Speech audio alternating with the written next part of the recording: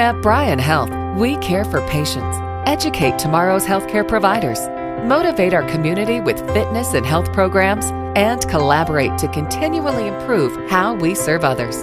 That's why we are proud to present another Bryan Health podcast. Here's Melanie Cole. Welcome. This is Bryan Health Podcast. I'm Melanie Cole, and today we're discussing building resiliency with self-care. Joining us is Dr. Dave Miers. He's the Counseling and Program Development Manager for Mental Health Services at Bryan Medical Center. Dr. Miers, it's a pleasure to have you join us again. You're a great guest. First, I want to ask you, what is resilience? What does that mean, really, for the listeners? Resilience is when we work through life's challenges in a positive way. So it's when we're faced with adversity that comes our way, and when we can work through that adversity in a positive manner. And one way to look at it is maybe when we're sick and we're not feeling well, and we can recover afterwards, and we bounce back really rapidly, in a rapid manner. So it doesn't mean that a person won't experience difficulty or problems, right? It's that how you deal with them, because we all have them, right? Exactly. We all have adversity, we all have problems, we all face challenges in our life, but it's how we handle those challenges. So it's how we tackle that and how we face that. The adversity and the resiliency that we develop throughout our life can have some very positive things to it. So the more resilient we are, as I mentioned earlier, we can recover faster from illnesses, we're going to live longer, we can do better in our daily activities, and we're going to be happier and healthier in our relationships. But we all can become more resilient. It's not something that we're born with, it's something that we can all develop. So we're looking at how to develop resiliency. As you said, and some people come by it naturally, and some people really have to work at it. Self-care, we're talking about this today. What does that mean, and how are those things really connected? Because self-care is so important. We learn more and more about the damage we're doing to ourselves by not taking care of ourselves, especially women, Dr. Miers. We're taking care of everybody else. We don't always take care of ourselves. So where are self-care and resiliency connected? How do we practice one with the other and learn from the other? Self-care is something that we think of as kind of a routine, but you might think of it as, gosh, self-care is just a basic thing, but it may be. But it is something that's very, very important. It is the foundation to resiliency. And as I was stating, we run into everyday problems and we run into adversity, but resiliency is where we treat problems as a learning process versus becoming overwhelmed with that adversity.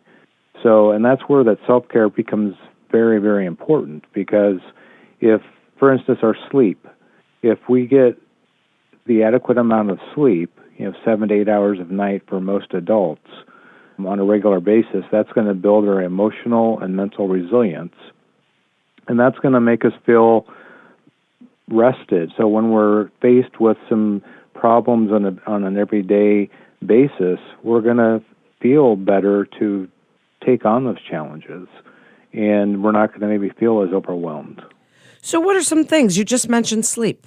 What else can we do in our daily lives that could help us to practice that self-care and work that into our ability to withstand all those stresses? Because managing our stress is really what this is all about. Exactly. Well, it's important that we spend time exercising.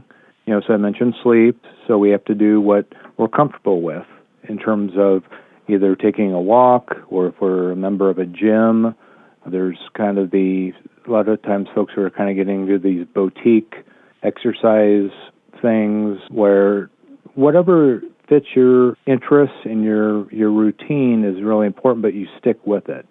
And so whether it's early in the morning, before you go to bed, exercising is very important. Eating well, your nutrition is very important. That's going to boost your mood as well as your physical health.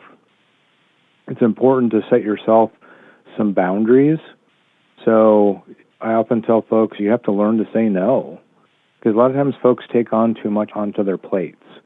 They want to be very helpful, and you take on, and pretty much you're being seen as, gosh, this person is very helpful, but before you know it, your plate is overflowing, and pretty soon you're feeling overwhelmed, and you're like, gosh, I can't do all of this. And it's like, okay, I need to prioritize. You need to step back and say no once in a while and know what your limits are. The other thing is you need to schedule your self-care. You need to know, what do you like to do? What are some things that you like to do when you relax? What are some fun activities that you like to do? And you need to put those in your schedule and stick to that. But that's separate from your exercise. So we exercise, but then we also do some things that we do for fun, and that's what we call those self-care activities. It's important that we enjoy nature, that we get out, and so you can combine those things with the exercise, that if we can go for a walk and just get outside and enjoy nature, that can help reduce stress. Just going for a walk out in the countryside or whatever it might be, that's important. And then our physical health. It's important that we take care of our physical health, getting your flu shots, getting your medical checkups. That's important you take care of your body, because when we're talking about resiliency, we're taking care of our mental part of our body, our brain, our mental physique, but it's important we also take care of the physical part. So it's that whole mind, body, spirit that we're putting together. That is really great information.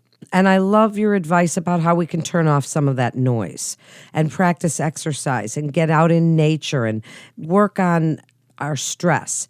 But if a key element of resilience, Dr. Miers, is your perception of an event, how can we reframe or view our problems and challenges in a different way? I'm somebody that writes lists, and I tackle the list by order of need or emergent conditions. But how can we reframe these things so that we can be more resilient and we can look at these challenges and say, okay, I can deal with that, and I can deal with that. Oh, that one is a little too much for me. I need some help with that one. How do we do that? I always encourage folks to start with celebrating your successes. So you look at the things that you're doing well, and so that teaches your mind that I can be successful. These are the things that I'm doing well.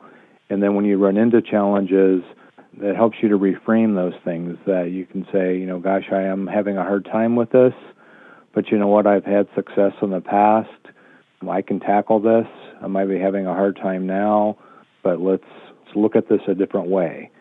I too am somebody that likes to write things down. I make a lot of lists and to-do lists and things that, gosh, I might be having trouble with this.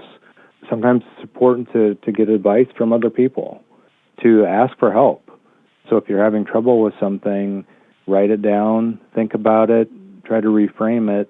If you're still struggling with it, ask for assistance, ask a friend or ask a colleague to help you look at it maybe in a different way. And it's okay to ask for help. We tend to think we have to take on too much by ourselves, but when we know that there's others out there that can help us, sometimes it's hard to ask for help, but there's help out there. When it becomes too much and we feel overwhelmed, and it does become overwhelming, we think, gosh, my resilience isn't strong enough. It's okay to ask for help. It's okay to reach out and talk to a professional and to talk to a therapist. It's okay to seek professional help to help you build that resiliency.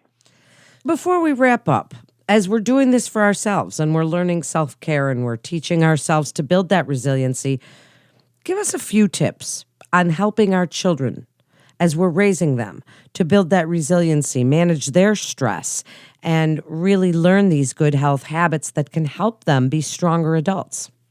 Well, I think it's important to help our children as far as, when they run into struggles, into obstacles that they face, is to not always jump in to solve those problems for them, but to let them face some of those struggles and help them by being a bystander and let them try to problem solve some of those obstacles themselves, but to be there for them if they need, what I was saying earlier, that if you need help, to ask somebody, that if they need help, they're going to ask you, but don't jump right in right away to say, okay, I'm going to fix this for you.